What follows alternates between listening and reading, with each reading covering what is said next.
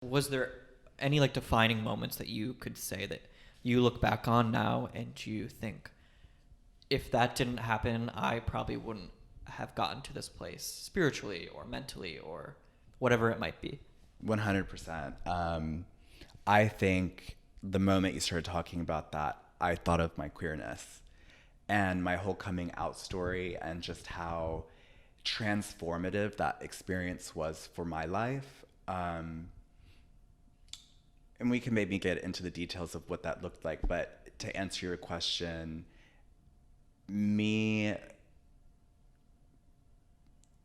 demanding from my family this like acceptance, like wanting of acceptance, and like if they weren't willing to accept me for what I decided and chose for myself, that I was willing to let go of it. And that was so powerful for me, and I think was the catalyst for me to then be like, oh well, if this at this point at 17, 18, when I fully decided to come out and like confront my parents about who I was, if it wasn't for that moment and for me to kind of take charge of my own life in that sense, um, I don't think that I would be where I am today. And I think that's extremely powerful too. Just you even saying that, like, if they don't accept you or whatever that might be, like, you are okay with going on and just living your truth, because Right, that's extremely hard for some people to even get to that point of coming out, right. let alone acknowledging that you can step into your own path no matter what anyone thinks Yeah. and live that. So do you want to get into that a little bit? Yeah, happy to. So I come from a Latin American background. I'm first generation American. My mom is from Chile and my dad's from Venezuela. And, a lot of Latinos that could potentially hear this and who are queer could probably connect in the sense that, like, my parents, had this idea of what queerness was. And so, you know, when I came out, it was a huge sort of, I guess, shock to them. Even though I've always kind of been who I am, even at a younger age, I don't think that they ever expected to have a son that was gay. I don't even think that that was even like a morsel of like anything for them. Like they just had no idea that that's what life would bring to them. And so when I finally came out, it was this kind of liberation for me, but a mourning for my parents, because everything that they dreamt for me was through the lens of, I guess, a heteronormative lens, like me marrying a woman one day and having a child, and then like me having a house and da da da. And when I came out, it was this like crumbling of all of what they built in their mind and their idea about who I would become, I guess, in the future. Um, and it was a really rough experience in the sense that in the same week, all this happened where I was 17 years old and I got so funny thinking about it now, but I love telling this story because it's just really interesting in the sense of how I see this experience as a transformative experience, because I in the same week came out to my parents and got busted for weed with an ex-boyfriend of mine and a friend. And I'm actually like hyper allergic to antibiotics. And I started taking this new medicine and was then like put in the hospital for this condition called oral thrush. Oh my God. It was so insane. It was like literally the most insane week of my life. But to get to the point, it's like I had all of this going on. It was literally the most chaotic, dark, dense experience, like full week experience. And the kind of tipping point, at least in my brain, was I'm sitting in the hospital bed, and when you're Latin American, your whole entire family floods into the hospital, right? So it's like I have 8 uncles and aunts just on one side of the family. And so then there's cousins, and then there's grandma and grandpa or whatever. Just like everyone flooded the hospital waiting room. And I'm like little old me, 17-year-old, sitting in my hospital bed trying to figure out what the is happening in my life. And then I remember my mom coming into my hospital bed or into my hospital room, and she's like, "Your grandma's here." And my grandma is like, well, both my grandparents on my mom's side have always been like Pentecostal Christian. They own a church in Andrew, North Carolina. Super, super, super Christian. And so then it's like, to add on top of that, my super crazy grandma, Christian grandma, is coming into my hospital room to like talk to me, quote unquote, right? The talk, right?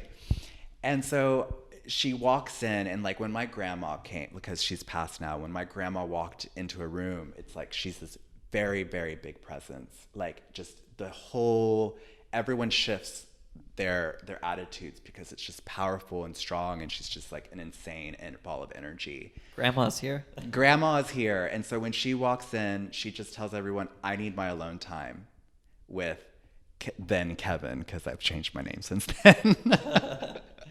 And so she comes into the room, and she sits down on my bed, and I just remember having this like feeling just take over my body. She didn't even say a word, but I just started profusely crying, like just like tears rolling out of my eyeballs. It's just like this crazy thing. Mind you, the doctors were like scared that I like was infected with HIV or something. So then like that conversation was happening with my parents. Like it was just insane. I can't even describe in words how insane this experience was. And so my grandma sits down on my hospital bed, and she starts speaking to me in Spanish, and I understand Spanish at that point but can't really speak back. And I remember her saying that she's like, "I don't care what your mom and dad say, or what your uncles say, or what your cousins say, or what anyone else says." She's like, "I'm a Christian woman, and I believe that you are who you are, and you need to be who you are and do that." She's like, "Don't listen to any of these people. And if anyone has a problem, including your mom and dad, I'll handle it, and you let Wow. me know." And so it was like from that moment, I was liberated to life. It was like she just came into that room and she gave me what I needed. And I was like, great. That's like huge validation, Insane. especially coming from a super Christian Yeah. grandma. Mm-hmm. Because when you think of Christianity, like Right. you almost don't expect someone to react that way. No, that's not what I was expecting at all. And she just said, "Here you are. Be you." Be free. Be exactly who you want to be. Don't let other people or other situations or circumstances or your environment tell you who you need to be. Only you and, how she would say it, you and God are in conversation with that. And so honestly, that's really all I needed. And that point, that moment was what allowed me to make all the decisions I needed to do to get the fuck out of North Carolina and take on opportunities and just to figure life out for me. Because in the worst of circumstances, and in like literally the most turbulent moment of my family's life in terms of me, a miracle just swooped in. And it's also really interesting to think in terms of having a spiritual experience and an awakening moment is that my grandmother and we never really had a connection in terms of language, because I never really was taught how to speak Spanish. Like I can communicate now in Spanish if I need to, but I only at that point in my life understood when someone was talking to me in Spanish. So it was like all me and my grandmother's collective experiences in one moment was sealed. Because after that, I left to DC for my first major opportunity, work opportunity. And, soon after that, my grandmother passed. Wow. So there wasn't this me knowing my grandmother through language. It was almost like I knew my grandmother through energy. And I felt like almost that was part of her work in terms of what she was being used for on this physical plane, is like that one moment. For me, she was able to be a conduit for whatever was needed in that moment for me to move forward and for me to be liberated to life. And I remember my mom calling me and putting me on the phone with my grandmother while I was in DC when she was about to pass away.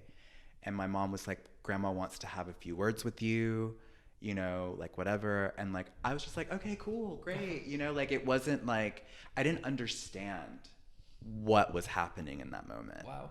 So my grandmother pretty much was like, stay true to yourself, love who you are. Like it was kind of this reaffirming of like, God is leading the way for you, trust in the guidance, look for things, you're safe, pretty much in a nutshell is what she was saying. And mind you, at that point in her hospitalization before she passed away, she was completely out of her mind. So she would have these moments where she would come back. It was just crazy. I didn't actually get to show up to her funeral, but I was at her wake. But at her funeral, in this tiny, tiny, tiny town of Andrew, North Carolina, I think there's probably like 7,000 people who live in this town. Wow. If that. And literally like 800 people showed up in line for her funeral. Just to give you an idea of like how powerful this woman was in terms of her ability to create community and just a feeling of just, I don't know, she's just a radiant woman. Through this story, I feel like she's alive. She's here, she's present. I get that feeling again of like, oh yeah, my grandma did do this, and now I'm just reminding myself of what my grandmother told me to do, right? Yeah. So it's then again like this full circle moment of being mindful and present, in the sense that like, I didn't know I was going to talk about my grandmother today, but then I'm utilizing her energy right now to be here. Wow. It's just crazy.